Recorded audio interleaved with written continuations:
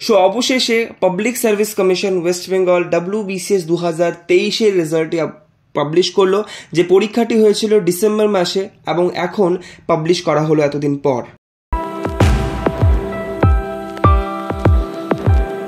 এই ভিডিওতে আমি সেটা নিয়ে আলোচনা করব কিভাবে WBCS এর যে রেজাল্ট আসার পরে আমি অনেক কমেন্ট পেয়েছি আমার ইনস্টাগ্রামে এবং DM পেয়েছি, যেখানে অনেক লোকেরা এ নিয়ে বলছে। এছাড়াও আছে তোমার যে আমি বাকি ভিডিওসগুলো যেখানে দেখলাম সেখানেও আমি আপনাদের বাকি যে সমস্ত ডকুমেন্টসগুলো বা কমেন্টসগুলো আমি দেখলাম, সেই কমেন্টসগুলো পড়ে আমার কোথাও না কোথাও একটা কথা বলার মনে হয়েছে।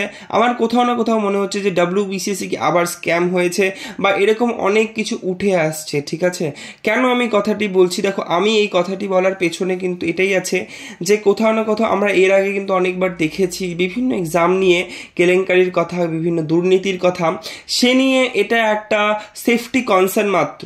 তুমি এখানে সবার আগে PDF এর রেজাল্টটা দেখো, যেটা আমি তোমাকে দেখাতে চাই। এটা PDF যেটা আমি ডাউনলোড করেছিলাম WBCS এর অফিসিয়াল ওয়েবসাইট থেকে। পর 6টা নাম্বার 29, 30, 31, 32, 33, 34 সবগুলো ডিজিট সেম, 17127, 17127 এরকম করে 29 থেকে 34 পর্যন্ত পর 6টা নম্বর একরকম, মানে একই রোল নম্বরের, জাস্ট লাস্টের ডিজিটটুকু আলাদা। অর্থাৎ পর 6 জনের প্রিলিমস ক্র্যাক হয়েছে, হয়তো তারা একই সেন্টার থেকে ছিল বা কিছু একটা। ঠিক আছে, এটা কোথাও না কোথাও একটু ফিশি করে দেয় জিনিসটাকে। ঠিক আছে, এছাড়া আরেকটা জিনিস আছে, তোমরা একটু ভালো মতো যদি দেখো লাস্টের ক্যাটাগরিতে গিয়ে তোমরা দেখতে পারবে কার জন্য কত কাট অফ ছিল। তো জেনারেলের জন্য এবার কাট অফ ছিল 101.25, 101.25। ওবিসির জন্য এবং ওবিসি বি এর জন্য সেম ছিল, অর্থাৎ জেনারেলে যত কাট অফ ছিল ওবিসি এ ওবিসি বি এর জন্য কিন্তু সেম কাট অফ ছিল। ঠিক আছে, ST/SC-দের জন্য ছিল তোমার 94.50 আর ST-দের জন্য ছিল 76.50। ঠিক আছে, তাহলে এটা ছিল তোমার WBCS এর বেসিক রেজাল্ট। আর তোমরা এটা দেখার পরে এখন কয়েকটা জিনিস তোমাদের আমি বলতে চাই। ঠিক আছে, আমি একটা কমেন্ট দিয়ে যাব যে লোকেরা কি জানিয়েছে, তারা কি তাদের কথা তুলে ধরেছে।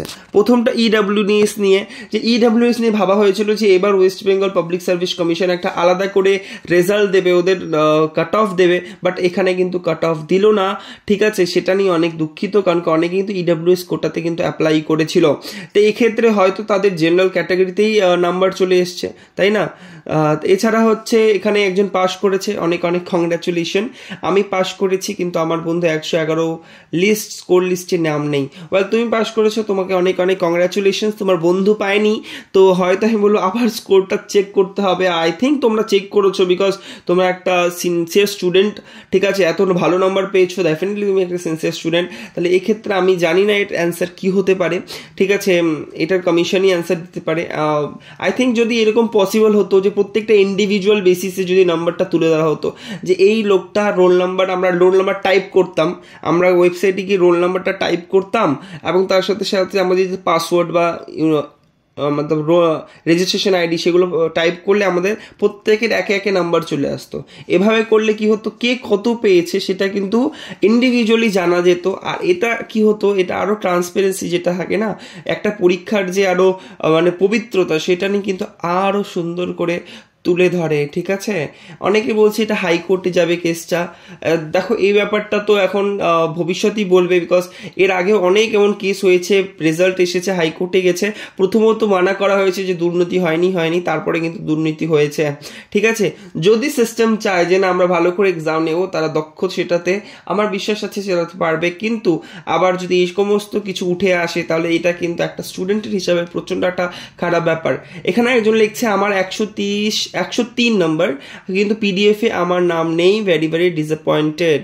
আমার কাট অফ থেকে 2 নম্বর 2.25 বেশি, কিন্তু তবু নাম্বার নেই।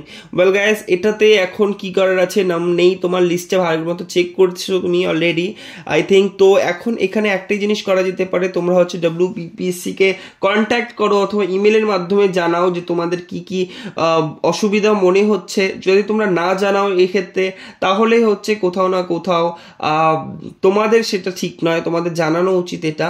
ঠিক আছে, এখানে একজন লিখছে যে দাদা আমি সিরিয়াসলি ডিপ্রেসড।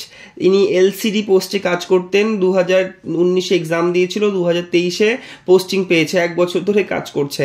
2021-22 WBCS দিয়েছে, যেখানে মেন্সেও পাস করেছিল কিন্তু 23টা পারেনি।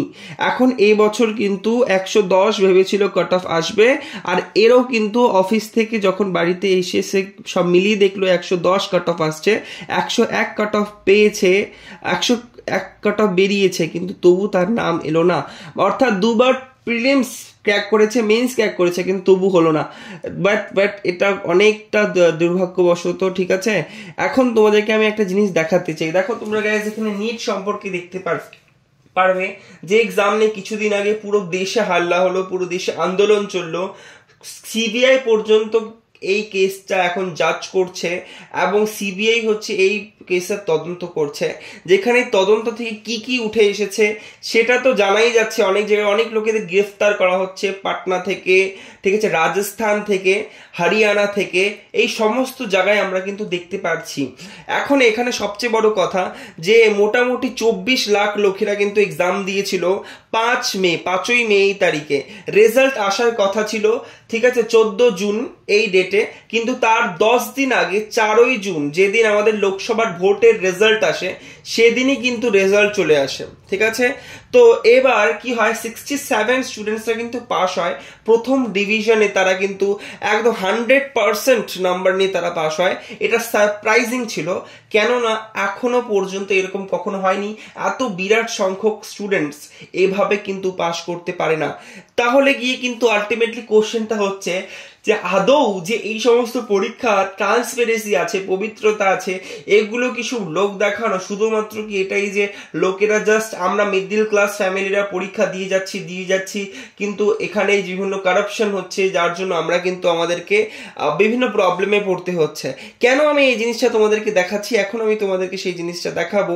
ওয়েল গাইস, এখানে তুমি দেখলে যে অনেকেই কিন্তু এবার র্যাঙ্ক করেছে, বেশি র্যাঙ্ক করেছে। তার মধ্যে ঠিক আছে একটা সবচেয়ে আনইউজুয়াল যেটা ফ্যাক্ট ছিল সেটা তোমাদেরকে এখানে ধরছি। ঠিক আছে, যে 8 জন স্টুডেন্ট যারা আছে, যারা র্যাঙ্ক করেছিল অল ইন্ডিয়া র্যাঙ্ক 62 থেকে 69 পর্যন্ত, তারা হরিয়ানা থেকে সেম এক্সামিনেশন সেন্টার থেকে ছিল। এটা কিভাবে পসিবল যে এত বড় একটা এক্সামে পরপর 8 জন ক্র্যাক করে নিল? চলো ক্র্যাকও করে নিল মানা যায়, আলাদা এক্সামিনেশন সেন্টার হলে ঠিক আছে, এক্সামিনেশন সেন্টারটা সেম, অর্থাৎ সেম জায়গায় পরীক্ষা হয়েছে, পরীক্ষা দিয়েছে, পরপর 8 জন ক্লিয়ার করেছে।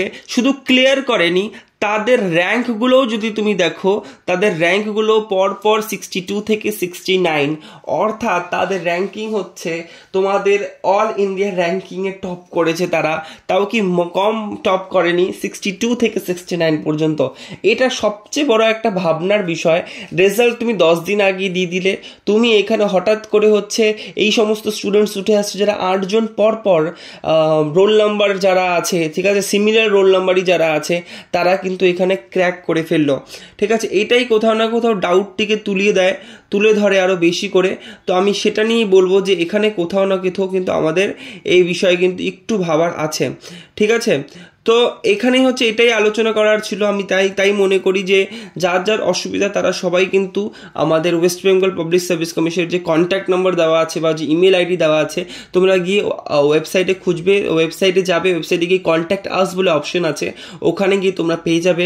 সেখানে গিয়ে তোমরা এই সম্পর্কে ব্যাপারে লিখতে পারো, তাদেরকে জানাতে পারো ইমেল আইডি করে। ঠিক আছে, আর যারা ক্র্যাক করেছো তাদের অনেক অনেক শুভেচ্ছা। তোমরা এই সমস্ত বিষয় না পড়ে তোমরা কিন্তু মেইনসের জন্য প্রিপারেশন নাও, তোমাদের অনেক অনেক শুভেচ্ছা থাকলো। বাকি অনেক অনেক ধন্যবাদ এই ভিডিওটিকে দেখার জন্য। নতুন থাকলে চ্যানেলটিকে সাবস্ক্রাইব করে নিও এবং একটা কমেন্ট করে জানাও তুমি কি এই বিষয়ে ভাবো।